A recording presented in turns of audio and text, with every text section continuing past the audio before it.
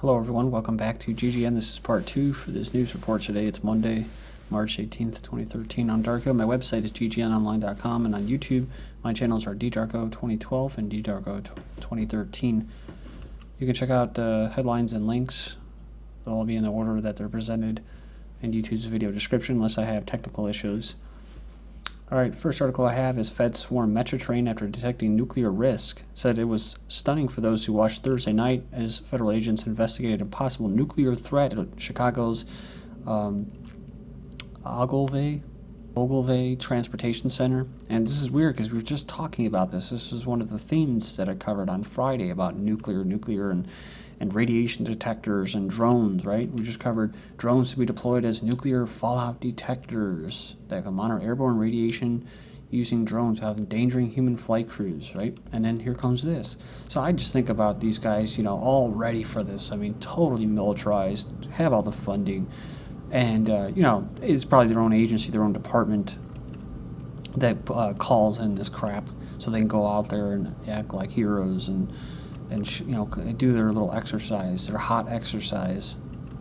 It says here the photojournalist having to be on the scene using a cell phone camera to record agents in action. It says it looks into what agents were looking for and what they found. Sources say the agents were members of the elite TSA Viper team. Again, we were just talking about DHS putting up radiation detectors in ports and in subways. They were carrying handheld nuclear detection devices that picked up a reading. Of course, it gets the people acclimated. Ooh, look at that. They're keeping us safe. They're created in 2004 in the bombing of the false flag bombing in Madrid, Spain, to protect U.S. transportation and its human resources. Said, I had no idea I was the center of the activity, said a Chicago lawyer. Says the federal officers narrowed the trouble to the area where he was sitting. They searched for a person or a bag that was a potential nuclear threat. And look at this. Little did he know a nuclear stress test he had at a hospital earlier in the day had set off silent alarms and sent security scurrying. Not sure why someone would want to actually get one of these stress tests, but it says the test can leave patients emitting radiation for some time. He says he was satisfied with the way the authorities acted, knowing there are people on the lookout for this type of thing, and was pleased with the way officers and passengers behaved. So there you go, nice little psyop, complete and success. Pakistan, I'm just theorizing here, but he could have been part of the exercise, you know what I'm saying? Pakistan pushes global ban on unilateral drone strikes. Foreign Ministry warns strikes on other nations a dangerous precedent. Pakistan's Foreign Ministry is reporting that it is pushing for a global ban on unilateral drone strikes against sovereign nations, something it hopes to secure support for at the United Nations. Two things I saw in the news cycle today was that Pakistan was saying that Pakistan and Egypt should work together to end the crisis or the violence in Syria. So I don't know, because I think they're both, they have these puppet regimes in there. But also, so are they acting as sovereign nations, or are they just doing what Russia and them are doing? Oh, we need to sit down, we need to have Assad step down, and basically just all fulfilling, like the terrorists are, which is regime change per the Brookings Institute policy.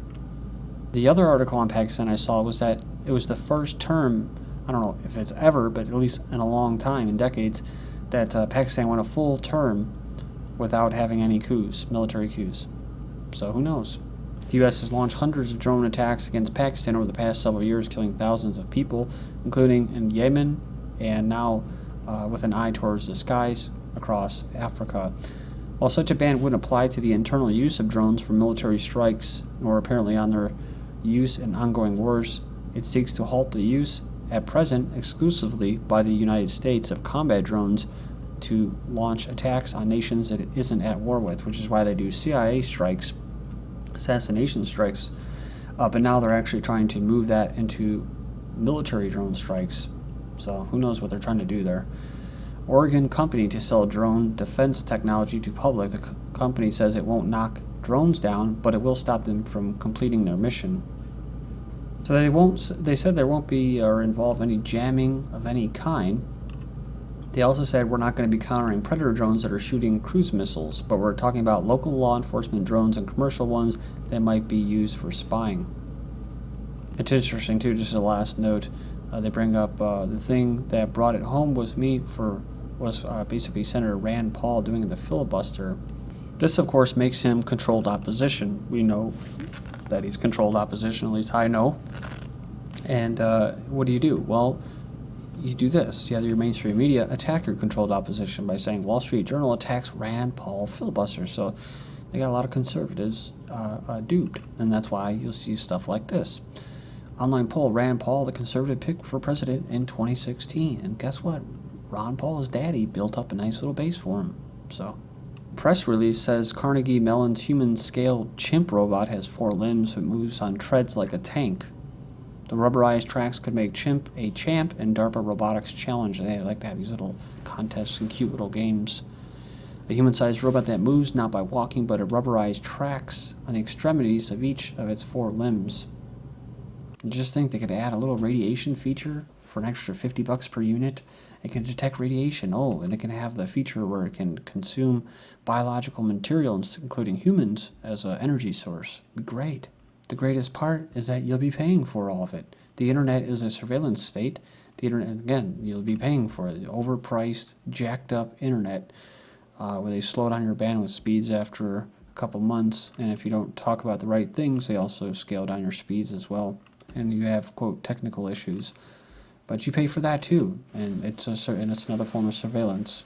The internet is a surveillance state, whether we admit it to ourselves or not, and whether we like it or not, we're being tracked all the time. This is from CNN. This is, of course, engineer consent. They're engineering people's consent to just take it and deal with it. Facebook does the same. It even tracks non-Facebook users. When you leave Facebook, it tracks all your activity after that. Apple tracks us on our iPhones and iPads. One reporter used a tool called Collusion to track who is tracking him. 105 companies tracked his internet use during one 36-hour period. Everything we do now involves computers, and computers produce data as a natural byproduct. Everything is being saved and correlated. Many big data companies make money by building up intimate profiles of our lives from a variety of sources, including hotel stays, your purchasing habits. There's a record of your movements from closed-circuit TVs. Says all of us being watched all the time, and that's data being stored forever. This is what a surveillance state looks like, and it's efficient beyond the wildest dreams of George Orwell. Carnegie Mellon and NSA seek high school hackers. And this is, of course, in the Associated Press. And you'll see stuff like this, and you have to wonder, it's like, okay, you'll see this in the movies a lot, where they'll be like, ooh, we gotta take these, government's gotta go to the, like kind of like in Die Hard, government, Bruce Willis gotta go to the hackers, gotta go to the bad guys, right? The bad guys gotta go in them and look for help. So it's like, okay, well, if this is illegal and they shouldn't be doing it, then why would you be going to quote, criminals for help? Well, they do with terrorists, so it makes sense. It says, board with classes, Carnegie Mellon and one of the government's top spy agencies want to interest high school students in the game of computer hacking, right? The game of computer hacking. Well, it's not a game if you do it and the government comes and slaps you with a federal lawsuit and throws your ass in jail. It's not a game then, is it? But no, these video games do this. It gets people, the future, ready to be drone operators and to get into this stuff so you can go work for them.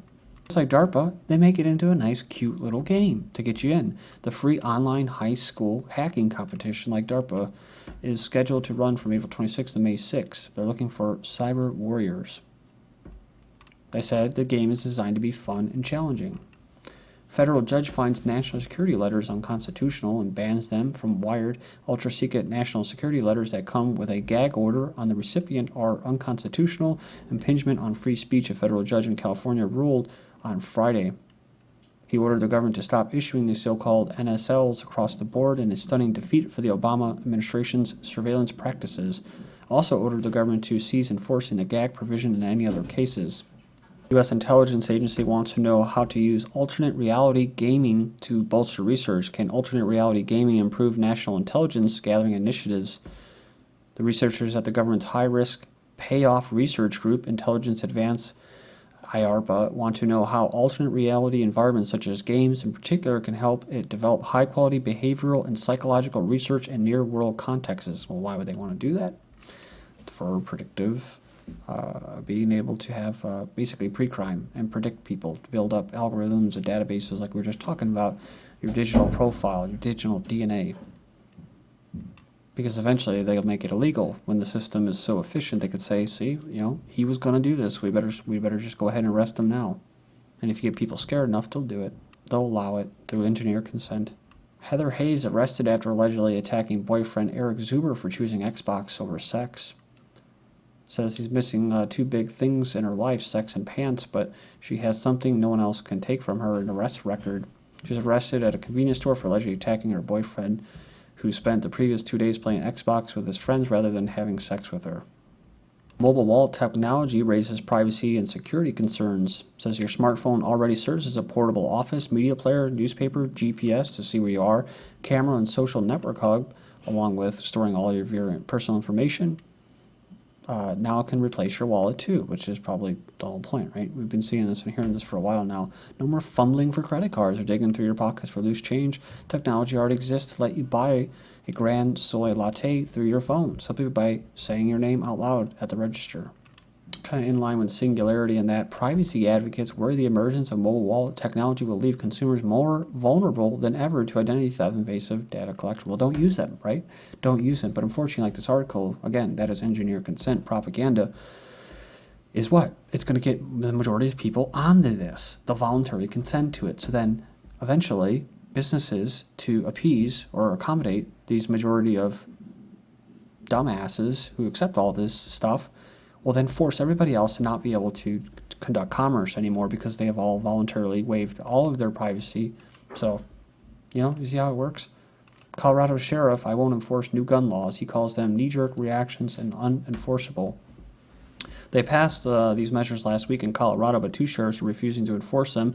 They're feel-good knee-jerk reactions that are unenforceable, says the Weld County sheriff. So his issue is the $10 background checks won't keep crooks from obtaining firearms, he told the Greeley Tribune. Thousands line up outside California Exposition gun show to buy ammunition. There have been reports of certain ammunition just being completely gutted out and hard to find. Thousands of people lined up for hours outside this expo to buy ammunition. The line wrapped around the building for the first time in the 2-day gun show. It's interesting because remember we were talking about that a couple of years ago about how they're not going to all out ban guns. They're just going to make ammunition almost impossible to get. She has a protective order. He still has a gun. Ooh. New York Times takes a look at one aspect of the gun rights battle. Amid the talks of ammunition, magazines, and background checks, the New York Times susses out a perhaps less obvious element of the gun control battle. Domestic abusers and firearms, as it explains, only a smattering of states require that those with protection orders against them give up their guns. So remember, it says here, this is going to go in line with if you have, if you fail a psychological profile, you won't be able to have a firearm too. And of course, that's going to be done through social workers in the state. And of course, if you're not a good slave, you don't fit that profile as a healthy person, a healthy slave. But it didn't require that he relinquish his guns after 12 hours after he was handed down.